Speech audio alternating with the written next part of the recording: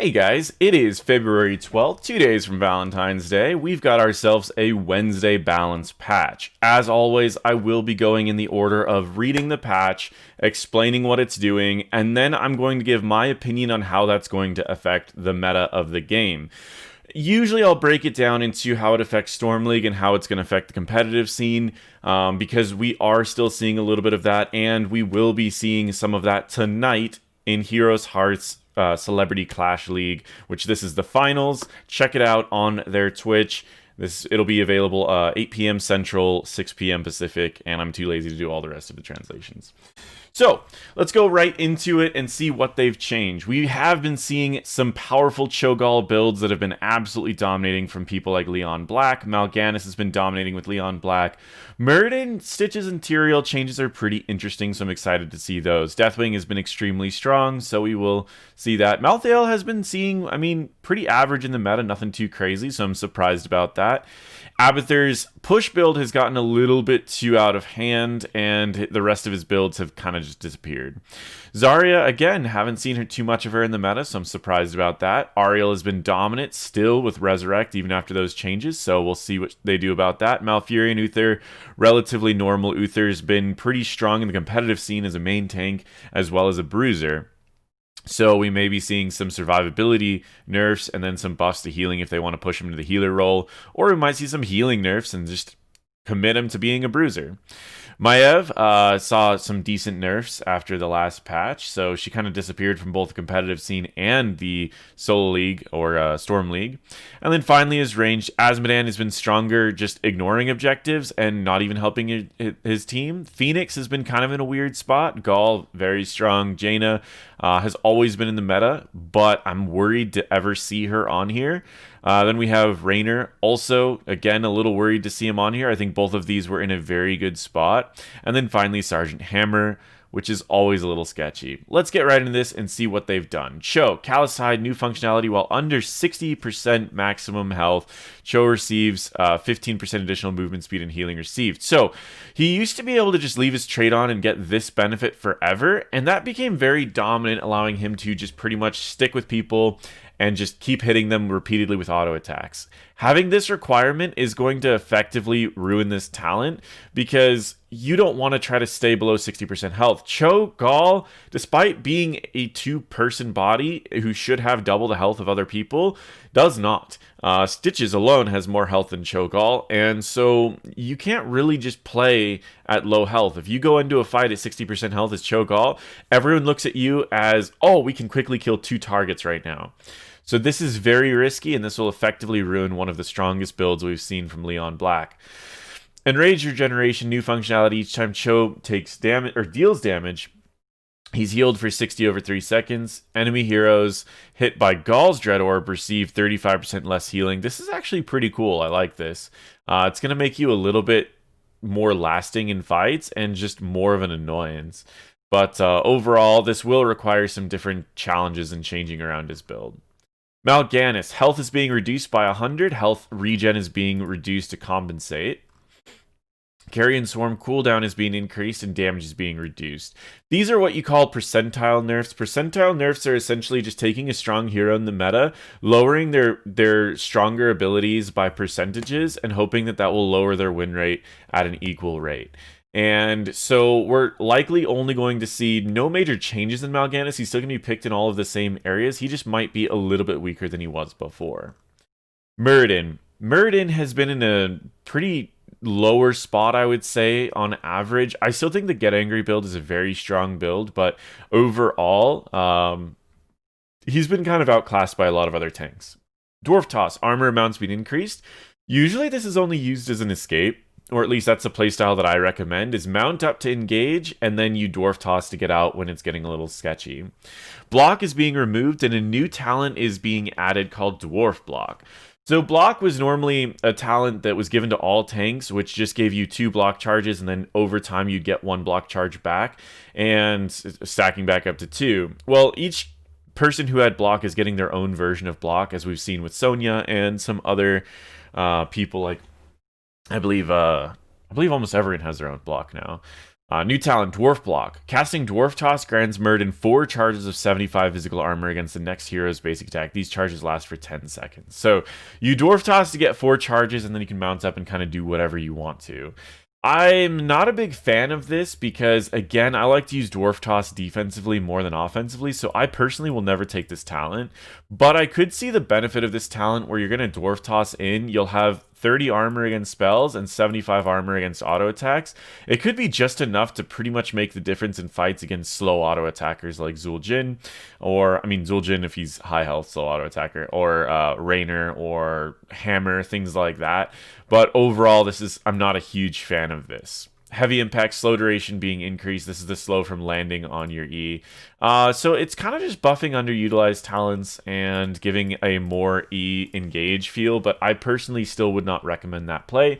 In the meta, this will likely not change the competitive scene, but it might give Muradin a much more jumping in and immediately having an impact playstyle, which could affect Storm League. Stitches, slam slow, amount increased from 40 to 45%.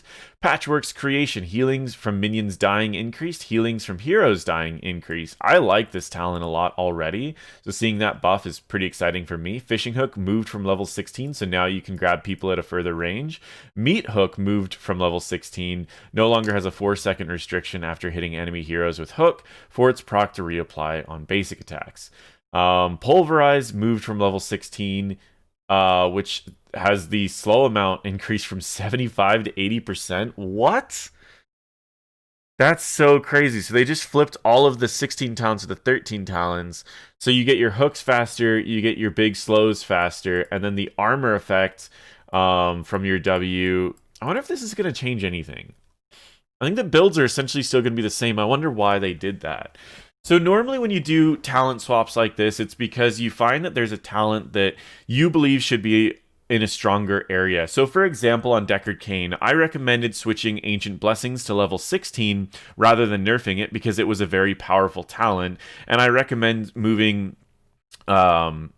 the group up talent down to 13 because it was too weak for a level 16 talent. That's personally how I recommend switching things, but switching an entire 13 tier with an entire 16 tier without making too many major changes is a little surprising to me. In fact, buffing the W talent, I think this is going to make W stitches very, very strong. And 80% slow as early as level 13 is huge, and that hits everyone that gets hit by his W. So this is a very powerful talent, and I'm very surprised that it's being moved up this early. Fishing Hook also being moved up this early is pretty insane, so you'll be able to grab people. If we don't see Leon playing Stitches during CCL, I'd be very, very surprised. Tyrael. Archangel's Wrath trait, additional functionality. Each enemy hero hit reduces Tyrael's death timer by 10%. How cool is that?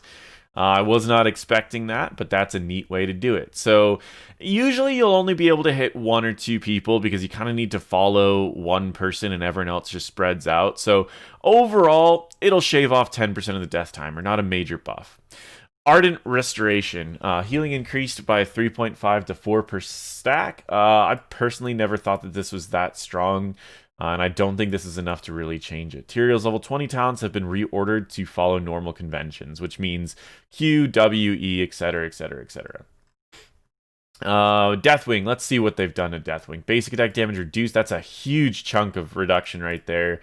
Incinerate damage reduced, that's decent. Cataclysm damage reduced, this keeps being reduced. And then we have Skyfall, healing reduction, or healing reduced from this as well.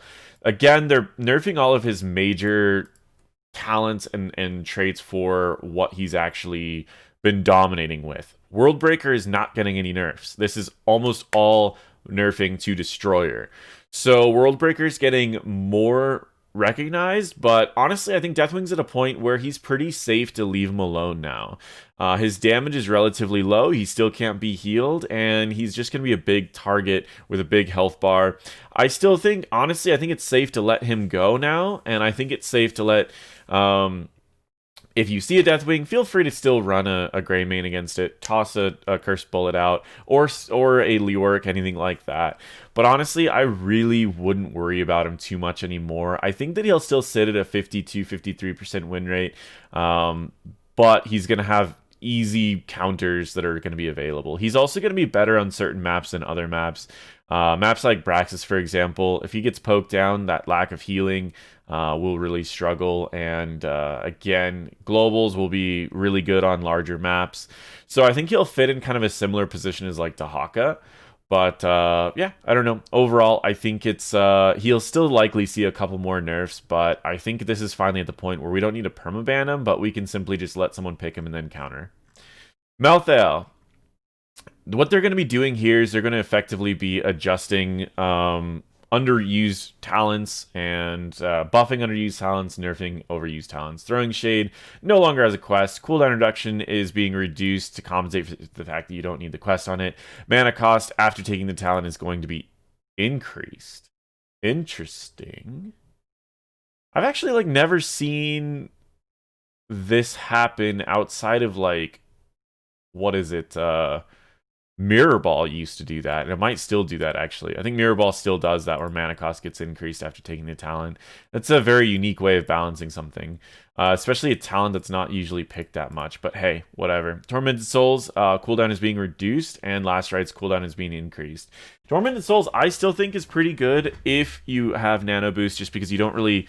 You're going to be melting everyone very, very quickly, and you want to make sure that you have marks on everyone, but it was an underutilized talent. I think with this cooldown reduction, it's getting a little better for the people that are really good at like managing their Ws, because remember that activating this and having this cancel resets your W. So if you W onto someone, R, W, and then W, and then W again, because the remove. So let me remember the cooldown of it. You do, let's say you do E, W, R, W, and then your R ends and you W again. Like that's if you get good at that, 60-second cooldown is pretty good, but it's not really at the point of breaking Last Rights. Last Rights is still better, and remember, auto attack still will put your souls on things. So overall, this talent's pretty bad unless you have something very important to use for it. I think they need to bring back the armor component of this, honestly. It used to give a decent chunk of armor when activating it, and that I think would be the way that they can make this a talent that actually fights against this. That's my thought on that. But with that being said, that's all right. Abathur, Locust Strain, bonus damage to structures reduced. Yeah, I'll bet. W no longer increases the range of Toxic Nest. Additional functionality increases the duration of Toxic Nest. So you no longer are going to be able to drop a W behind their keep and then just jump behind their keep and drop down a whole bunch of locusts and then take out a keep, which is good. And the increased duration is going to be nice for vision, but ultimately I think it'll be outclassed by more traps. Zarya. Pinpoint accuracy. Additional functionality also slows enemies hit near the center. That's pretty good. Explosive barrier damage has been increased. Remember that because of her trait, whenever you do a small buff to damage on things like Zarya, that's actually going to be inflated. So while this is a 10 damage difference, it's actually gonna be closer to a 30 damage difference, but you need to also remember that also scales with levels. So this damage difference could be the difference of 30% of your damage. It's and this was already a very powerful talent to begin with, and one that was picked quite a bit. To the limit, energy requirements for basic attack size reduced. That's pretty good. Hit me energy bonus increased. So these are a lot of level 7 things. I would say Zarya is going to have a pretty powerful level 7 power spike. Plasma Shock? I actually am unfamiliar with this. I never took that talent. Expulsion Zone radius is being increased. That's pretty big, because you got to remember, it was already at the point where it could almost completely block out actually, it could completely block out people trying to get through their wall. If you were chasing enemies and they still had both of their turrets available, you could do an expulsion zone right in the middle and they'll never be able to get in. Increasing the radius is going to be a threshold buff for certain other areas of the map where it was already close to you. There was still an area you could slip through. Now it's going to be in an area where you will no longer be able to slip through. Remember that radius increase is only half of diameter, so it's going to be a rather large increase, because radius is going increased by 10% on one side, which is going to effectively increase the area by more than 10%. Plasma Shock removed, again, never picked it. Clear Out no longer increases the radius of Expulsion Zone. Additional functionality reduces the cooldown of it by 25 seconds. It's already a low cooldown ability, so that means you're going to essentially be able to lock things out like every 15 seconds. This is actually This is interesting. I don't think. I mean, I think this could bring Zarya back into the meta because level 7 is a pretty good time to get a big boost in power. Explosive barrier is going to be rather strong, and the rest of these will need to do some practicing. But overall, I think that she will be used in the competitive scene still in the same way she was used before, enabling other people with extra movement speed. And then locking people out and being annoying as possible with Expulsion Zone. This is also going to make it a lot easier to steal camps away from people during fights. That being said, I don't think it's going to change her too much in Storm League, but for the people that did like Zarya, give her a shot again. Auriel. Auriel has been dominant for a long time. In fact, her initial buffs that made it to where the energy was more reliant on herself and not her team has made her in a really, really strong position. But it honestly didn't make her ban worthy. It just put her in a very strong position. The changes of Resurrect made her absolutely ban worthy and first pick potential. With a 100% win rate in Celebrity Clash League because of Resurrect, and having over a 75% win rate during scrims that I have been able to watch because of Resurrect, she has been a monster. The initial Resurrect nerfs were not enough, but they did certainly help, allowing Auriel to be a little bit riskier while resurrecting something. The problem with Auriel is against burst, if you spend all of your burst on one person and killed them, that person would be immediately resurrected and brought back. And against sustained damage, the Crystal Aegis was already a bad ult to go with, so it made Resurrect just simply the best choice against either option. And you can't really Aegis someone if you're the one being CC'd and bursted down, making Resurrect being able to use on yourself an ultimate that had really no other choice no matter how you looked at it. The only downside to Resurrect is if you did a bad Resurrect, then you would effectively give them extra kills worth of experience. But if you did a bad Crystal Aegis, then it would effectively kill someone who might not have gotten killed in the first place. So all in all, she had two ults that had bad options. So the way that they needed to nerf Resurrect is make it to where it was still powerful but had a major downside. One person actually explained a great answer to this, and I really liked it, which is have Resurrect a channeled ability, and the longer that you channel it, the more health they come back with. So if you channel it right at the beginning, it's 30% health, and then every second after, it's going to add 30% health. So 1 second channeling is 30%, 2 seconds is 60%, 3 seconds is 90%, and that's the max that you can do it. 3 seconds of channeling would be very risky and something that you can't do right as something died at the start of the fight. Then there would be a major debate on whether Crystal Aegis is better, because Crystal Aegis instantly will usually save about 30% of someone's health, while on the offhand, Resurrect has that other thing. The other option is giving Crystal Aegis the ability to turn it off whenever you want to. You can then quickly stop a Pyroblast from hitting and then turn it off before the enemy's set up for something bigger. Those are both options, but if you do end up buffing Crystal Aegis, you're just going to have to nerf Auriel, which they are nerfing Auriel. Less auto attacks means less heals. Outer damage being reduced, inner damage being reduced means less heals. That's going to overall nerf Auriel in general, and now Resurrect. The cooldown is being increased. The delay before the target is resurrected is increased. So normally what happens during a fight is the best Resurrect is right as the first target dies, you immediately resurrect, and then your team fights back. The person comes back with full health and full mana, and while the enemies have used all of their resources killing the first target, they will not have the resources for the fight against the 4, and then suddenly that fight's against 5, and then usually you push forward. Now, because you have to wait 5 seconds and the cooldown is longer, it is getting closer and closer to having it to where Crystal Aegis is also another competitive option. Again, this didn't necessarily answer the problem. Resurrect is still an amazing ultimate ability, but it will make it to where you can't just use it willy-nilly. You'll have to make sure to use it specifically when you need it. Bad Resurrects are still going to be punishing, but good Resurrects are still going to be powerful. Malfurion. Malfurion's been kind of outclassed since, a lot of these other healers have come out. He's been a very difficult healer to use, and I'll be surprised to see how they change him. Rejuvenate as a level 1 new functionality. Casting Regrowth on an ally also grants Malfurion its effect for 50% of its normal duration. So what it was before is each Rejuvenate that you had out before just increased your healing regeneration. This way you're getting a regrowth on yourself for 50% of its duration, which means that you should be able to heal yourself with W's from my understanding of that. Revitalize, mana gain increased, which is cool. That's a trait that allows you to give it to yourself as well. And then Ysera's gift now has crit kickers whenever bonus healing is applied.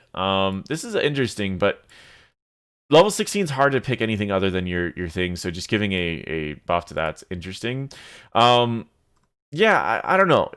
He's a very difficult hero, and it's not really worth it to pick him a lot of times over other things.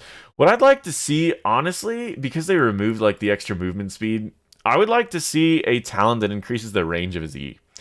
I know it sounds kind of weird, but I felt that was the last time that Malfurion felt strong in Storm League, was when you could use E and catch people over and over and over. I find myself too often tossing E's and then people getting away before the E even starts spawning.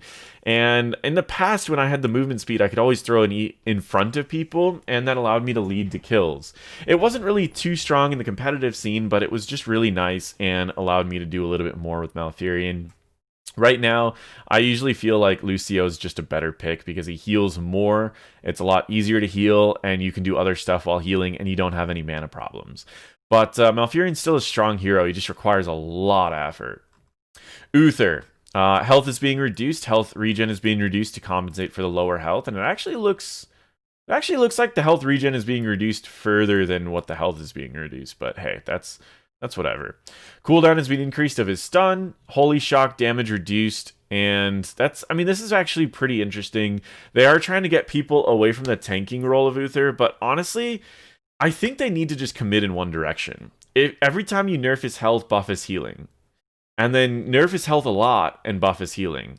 He still is wearing plate armor, though, which is always the tricky part about Uther, is it's like, you don't want to make him feel like a squishy hero, but at the same time, he doesn't feel like a healer at all. So there needs to be a position where you want to put him in and do something unique that the other healers don't do. I liked when he was a armor healer, where you ran him as a main healer, but he just gave a bunch of armor to people so that healing was less necessary. That way, against sustained damage dealers, he was very weak. I wouldn't mind bringing him back to that point where if you pick an Uther as a main healer, suddenly your team's just weak. So I think that's essentially what they're trying to do, is nerf him down to where he's no longer used as a second support, but they still haven't bumped up his healing or armor enough to make that relevant. Maiev. Cruel Chains. They're changing this again. It has a new functionality. Umbral Binds now grants 25% movement speed for 2.5 seconds. In addition, each time Maiev deals damage to tethered targets, Umbral Binds pull damage to all targets has been increased by 30% up to 150. Oh, they're just essentially bringing it back to what it was before, but they're just nerfing it from 200% to 150%. Yeah, alright. That's one way to do it. So, okay, cool. Azmodan. All shall burn, mana cost being reduced. Trample, moved from level 20, damage is being increased. Slow duration is being increased. Sin's Grasp moved from 16. Now only grants benefits when hitting enemy heroes. Final slow amount is 40 to 50%. Slow duration is... Honestly, this is such a strange change. Like, the big issue with Azmodan right now is that his Q doesn't actually feel as powerful as it used to, and it almost doesn't feel as powerful as it should. The people that are actually finding major success with Azmodan are playing him as just a summons build and ignoring objectives. I don't know if this is really the best change for this, but I'm interested to see what it does. I just don't think it'll do anything in the competitive scene or in Storm League. Fenix. Inhibiting energy. Adjusted functionality. Inhibiting energy slow now spreads from itself. Slows duration reduced from 3.25. Inhibiting energy slow now spreads from itself. Now can spread from itself. What? What did this talent do to begin with?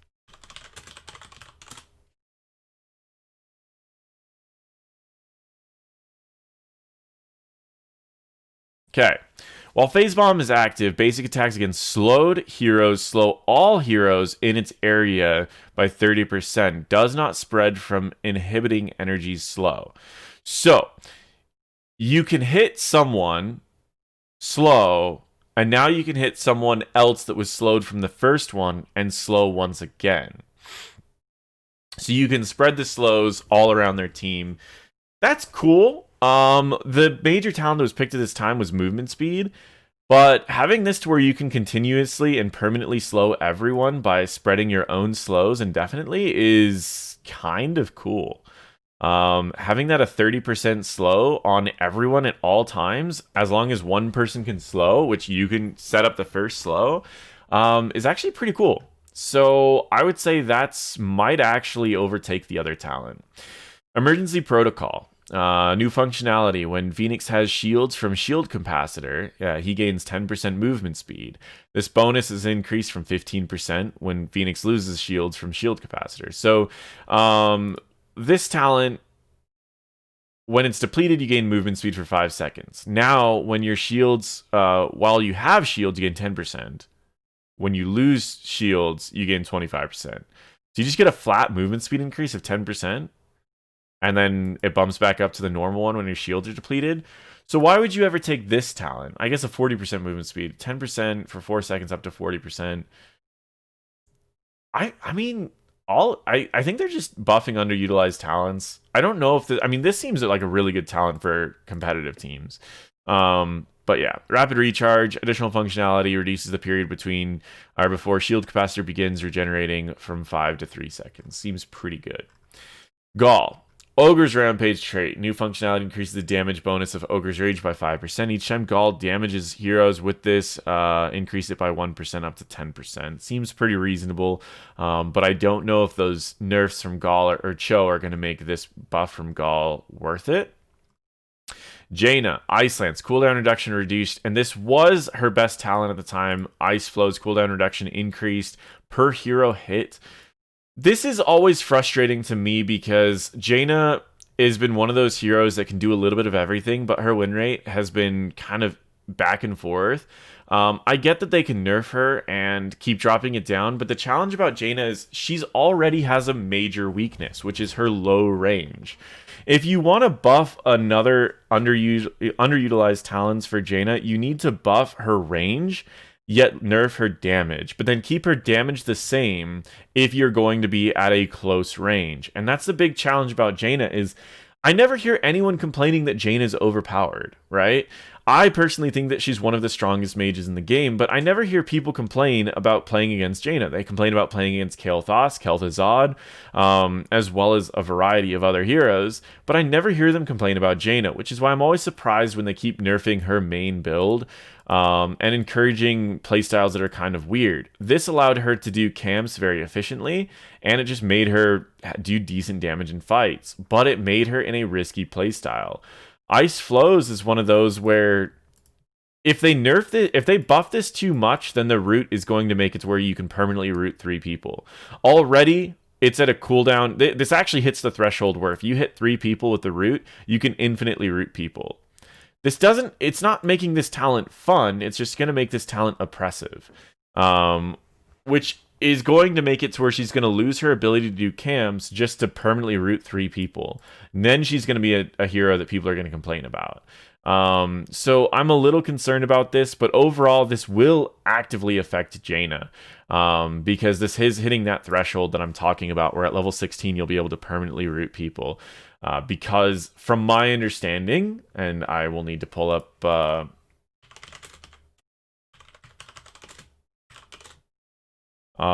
so let's take a really quick peek at the cooldown of the Cone of Cold. 10-second cooldown, yes. So before, if you hit 3 people, you would have a small cooldown. Now, if you hit 3 people, you will have no cooldown on Cone of Cold, meaning that you can literally just mash the button, right? And so this will actively change this against 3 frontliners. This will become the meta. Or against something like a Samuro, you can literally just infinitely root them. Or against Vikings, I don't know. It's very surprising to me. I don't like the path that they're going with this, but this will actively change the meta. The damage bonus of this definitely needed to be changed because mathematically it only actually increased the damage by about 600, and that is against people that are really bad. So I like this change a lot. I think the balance team is playing this out really well. I'm just concerned about these changes. But hey, I'm not a game designer. What do I know? Raynor. Bonus damage is being increased from Veteran Marksman. I think this is a very good change. It was very close to beating Ace in the Hole. Ace in the hole. Enemies hit by giving them some pepper or slowed. Whoa. Whoa, this change, they are making the level 7 talent no longer required, and I think they're probably just going to remove the level 7 talent. Exterminator, damage bonus increased from 50 to 75%, and then up from there. That is really cool because this was already a great racing talent. Raynor is getting some stuff here, guys.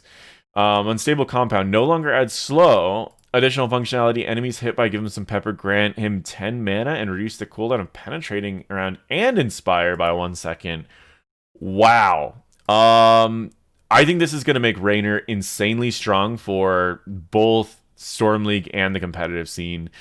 He was already a very strong hero, but now you're going to have a considerable increase of damage if you go with this and the game goes long, or you're going to have a considerable increase of utility and burst by going with Ace in the hole. Penetrating around and inspire, that's crazy.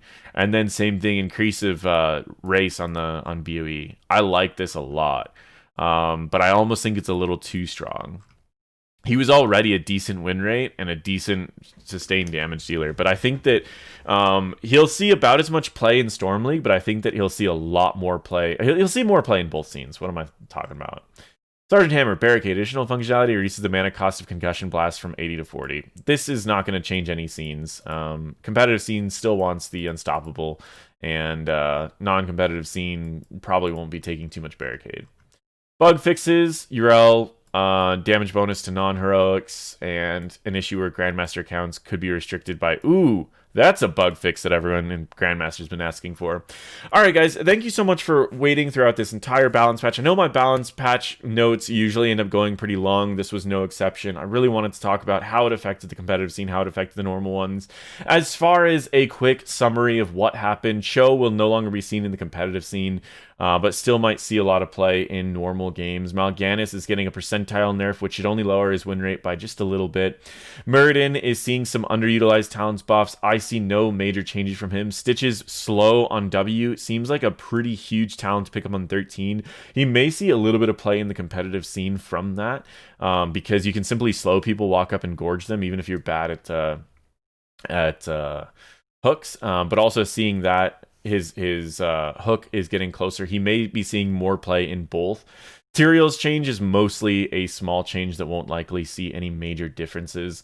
Maybe he'll increase his win rate by a couple percent, but not even that. Maybe 1% from that change. Deathwing is seeing a nerf. His win rate will likely drop by a couple percent, and I do think he's slowly inching out of ban-worthy areas, especially on maps where you don't really need to abuse a global. Maps like Tomb the Spider Queen, I really don't expect a Deathwing ban anymore. Malthael's change is pretty mediocre, and I don't think it's going to make any major difference.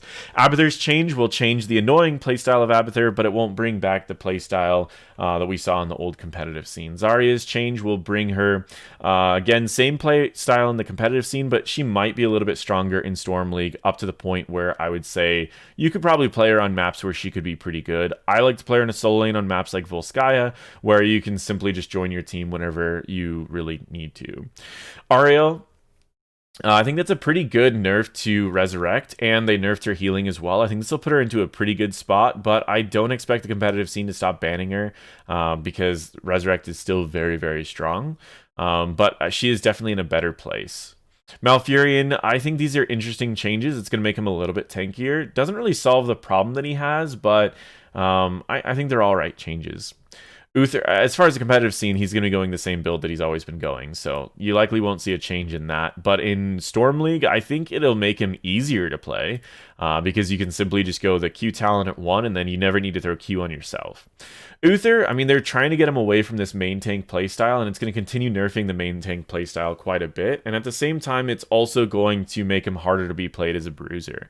Doesn't necessarily make him any easier as a solo healer, though, which is why I would still recommend shying away from that.